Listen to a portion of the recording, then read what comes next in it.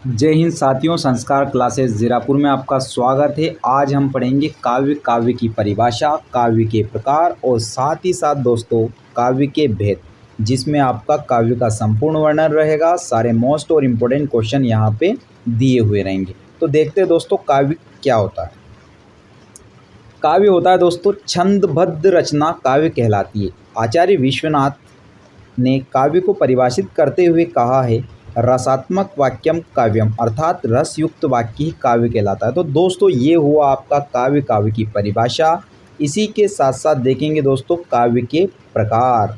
तो दोस्तों काव्य के दो प्रकार होते हैं, दोनों प्रकार, जिसमें आपका होता है पहला दृश्य काव्य, दूसरा होता है आपका श्रव्य काव्य। अब दोस्तों हमें देखना क्या है, दृश्य काव्य और श्रव्य काव्य को समझना है।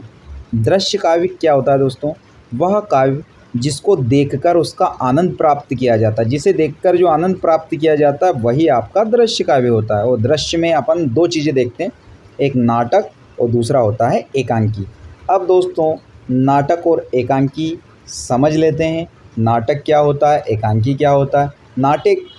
नाटक क्या होता है दोस्तों, जिसमें अनेक पात्र होते हैं, नाटक को करने में समय अधिक लगता है।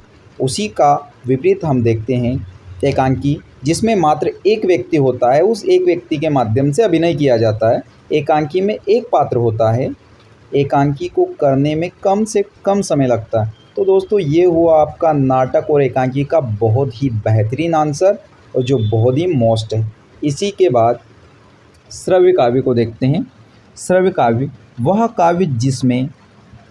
काव्य जिसे पढ़कर या सुनकर आनंद प्राप्त किया जा सकता है, उसे आप श्रव्य काव्य कहते हो। इसके दो भेद प्रबंध और मुक्तक काव्य होते हैं।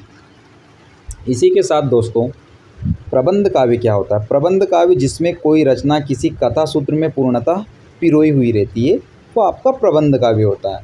मुक्तक काव्य में क्या होता है, सेम टू सेम वही होता है दोस्तों। वह काव्य जिसमें कोई रचना किसी कथा सूत्र से पूर्णतः मुक्त होती है, उसमें क्या होता है, कथा सूत्र में पिरोई हुई रहती है और इसमें मुक्त रहती है। नेक्स्ट, उसी के बाद हम प्रबंध काव्य के भेद, महाकाव्य और खंड काव्य के बारे में जानेंगे, जो बहुत मोस्ट इम्पोर्टेंट है। महाकाव्य क्या है, खंड काव्य क्या है, महाकाव्य खंड काव्य में अंतर और इनकी विशेषताएं। महाकाव्य में जीवन का विस्तृत वर्णन होता है। ये वृहत काव्य होने के कारण दोस्तों महाकाव्य कहा जाता है। इसमें 8 सर्ग होते हैं, अनेक छंद होते हैं। इसके प्रसिद्ध कवि तुलसीदास जी होते हैं। इसी के बाद देखते हैं दोस्तों खंड काव्य। खंड काव्य में केवल व्यक्ति के एक खंड का वर्णन किया जाता है, इसलिए इसको खंड काव्य कहा जाता है। खंड काव्य में एक ही सर्ग होता है, खंड काव्य में एक ही छंद होता है।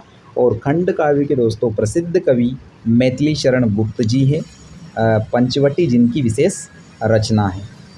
तो ये हुआ दोस्तों आपका महाकाव्य और खंड काव्य में बेहतरीन आंसर। यदि दोस्तों आपको वीडियो अच्छा लगा तो वीडियो को प्लीज़ लाइक करें, चैनल को सब्सक्राइब करें और साथ ही साथ बेल आइकन प्रेस करें, ताकि संस्कार क्लासेस से जुड़े नोटिफिकेशन आपको आसानी से मिल सके। जय हिंद।